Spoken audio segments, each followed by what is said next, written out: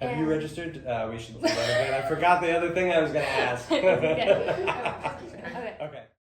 Hi, my name's Myka Hubert. I'm a double major in printmaking and glassblowing, and I'm also an RA for the college.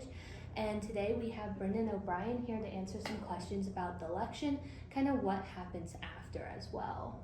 Hi, I'm Brendan O'Brien. I'm the Director of Government and Corporate Relations here at MassArt, and happy to answer your questions. Yeah, so let's get into this. Obviously, we have a lot of MassArt students who are voting for the first time and some anxieties around that. Anxieties around like where do they vote, how do they vote? Can you just give us a little bit more information on that? Sure, yeah. It really depends on where you live.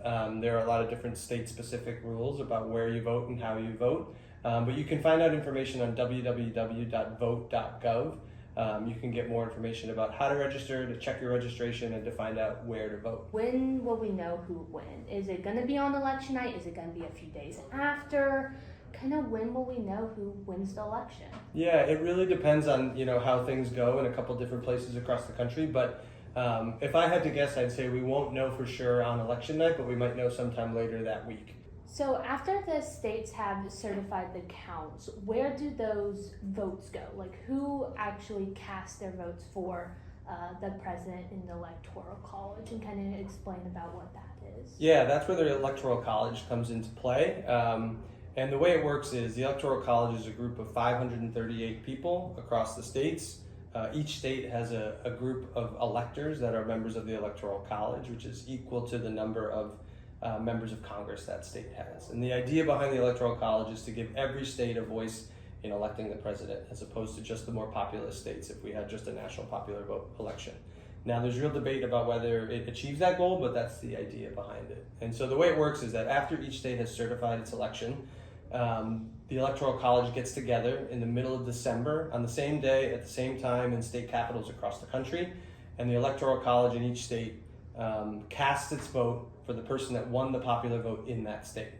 And then the Electoral College votes get put together. There's 538 of them, so you need 270, which is 50% plus one, to be elected president. So I have just a few more questions for kind of first-time voters. Obviously, it's going to differ state to state, but what might a first-time voter experience either going to the polls or even mailing in their ballots? Yeah, it's a good question. So again, it depends on where you live, and you should make sure that you look up where your polling location is. They could be a lot of different locations. Sometimes it's a school or a church. It's not necessarily at your city hall. It could be somewhere very close to where you live. So you should make sure you know exactly where you're supposed to go. And when you get there, there might be a line, so be prepared to wait in line, especially in a presidential election year. But they're usually pretty good about moving people through pretty quickly because it doesn't take a long time to cast your vote.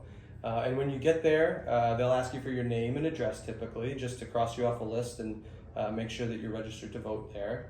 And once they find you on the list, they'll give you your ballot, and you'll go to a private spot in the room, and you'll fill out your ballot. It'll typically have a few races where you bubble in who you're voting for, and then you might have some ballot questions or other issues that you're being asked to weigh in on, typically on the other side of the ballot. And same thing, you'll bubble in a yes or no answer. And then you'll take your ballot and you'll go up. Usually there's another poll worker and maybe a police officer sitting at a desk. They'll check your name again on the way out, and you put it into a machine that tabulates the votes and keeps them secure after they've been collected.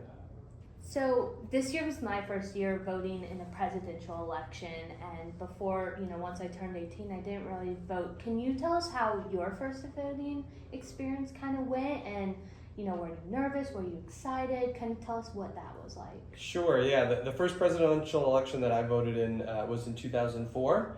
And I was actually spending a summer in Boston. I was interning on John Kerry's presidential campaign at the time, so I was really excited to be voting in that election because it was something I was working on and participating in real time. So it was really fun. And the convention was here, and there was just a lot of energy around that presidential election that year. I don't think that we'll know the result on election night, so I would just encourage people to get some sleep and kind of detach from it. It's not going to be like it used to be where by the end of the night with some certainty what happened. So just prepare yourself to go to bed that night, without knowing, and go about your routine the next couple of days. Lean into the resources we have on campus here for gathering and talking to your classmates in the community here. and just try to, keep up your normal routines and stay calm, because it's going to be a couple of days probably before we know anything with any certainty. So I don't know. Buckle up. Yeah, Buckle up. exactly. Get your hard hats on. Just turn off TikTok. Don't watch TikTok. Honestly, thanks everybody for the questions. My name is. We were doing so well. I know, exactly. Thanks everybody for the questions. Again, my name is Brendan O'Brien. I'm the Director of Government and Corporate Relations here at MassArt. And make a plan to go vote on Tuesday. And I'm Myka Hubert, and thank you so much for joining us. Please keep an eye out on the MassArt events calendar for any community events surrounding the election. And if you have any more questions about the election or voting in general, you're more than welcome to email votes@massart.edu.